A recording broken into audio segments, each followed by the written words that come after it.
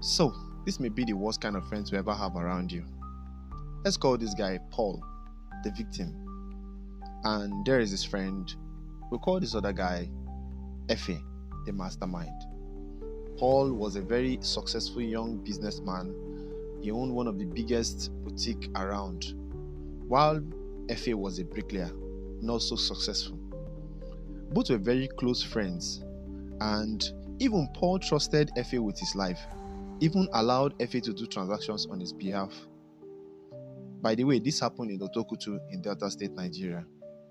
Paul always thought my friend is a good guy. If only he knew the jealousy and hatred Effie had for him, being more successful than him. I should have what he has, Effie always thought in his mind. So Effie came up with this brilliant plan to scam Paul. This would definitely work, he thought to himself. So he then told Paul about a property for sale. He convinced Paul to buy into the opportunity and told him what was in for him, how he can make more money from this property. Since Paul was always trustful of Effie right from time, Paul didn't even question, he didn't even do any verification. He transferred 30 million to Effie. Then after a while, Paul was asking questions, where's my property, where's my property? Effie kept on dodging. So Paul confronted Effie at some point and told him that he must either provide the property or he refunds him his money. At this point, Effie had already spent most of the money to purchase personal properties for himself. He bought 2 plots of land and started building a house for himself with Paul's money. Paul was furious and he told him he was going to go to the police to arrest him if he doesn't bring the money back. So when Effie discovered that Paul was going to get him arrested and eventually he would get to pay the 30 million back that he had embezzled to buy plots of land and start his own building project. So Effie thought to himself, I have to unalive Paul, because if he's not alive, there will be nobody to pay the 30 million back, so he gets away with it. Then Effie went to his friend called Okemute and told him about his plan to unalive his friend because of the money he was owing him. And this friend Okemute involved another of his friend, and so they went to a native doctor. They lied to the native doctor and told him that Paul owed them money and they needed to get him out, take him out. So the native doctor told them how to lure him to the Orere River where they can unalive him. So in the course of that, Effie told Paul, all right, come, let's go check the property that I bought, unknowingly to Paul that he was going to meet his end. So they now went to the Orere River where 2 of his friends overpowered Paul and they beheaded him, took him out and they unalived him. They cut off his head and threw his body into the Orere River. They now took his head back to Lawrence's shrine and buried it there. The deal was done. Nobody will know what happened.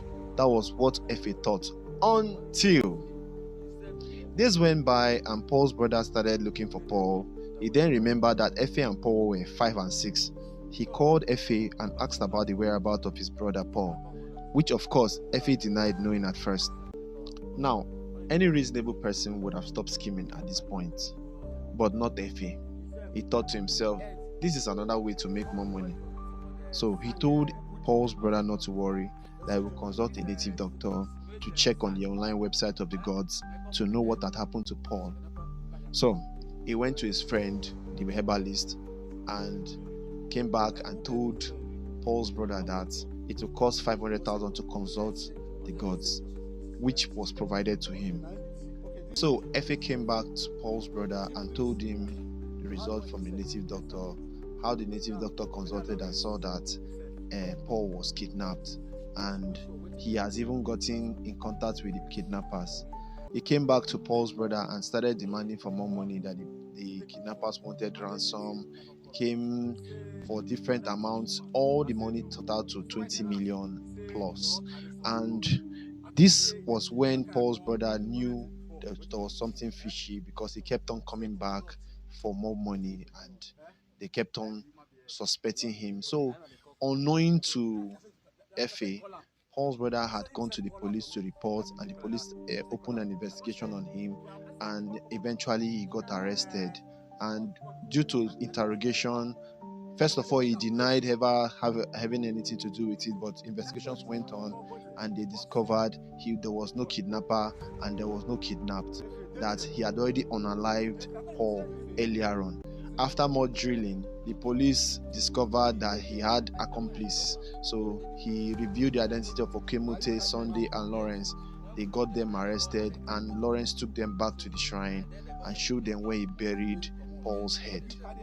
So the police discovered he had already thrown the body in the Orere River.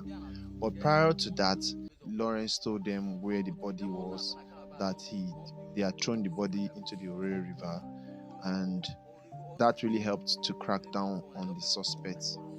And bam, they were all arrested along with the mastermind, FA. And this was what they looked like. After FA revealed the identities of the other accomplices, they went to the Orere River where he was alleged that the body was thrown into, and the police was able to crack down on these confessions from the other suspects. This helped to bring a closure to the case and find those responsible for the death of Paul.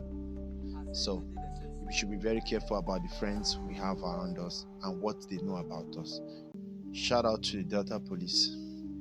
For more stories like this, follow my page on my Patreon at Josh Boss TV.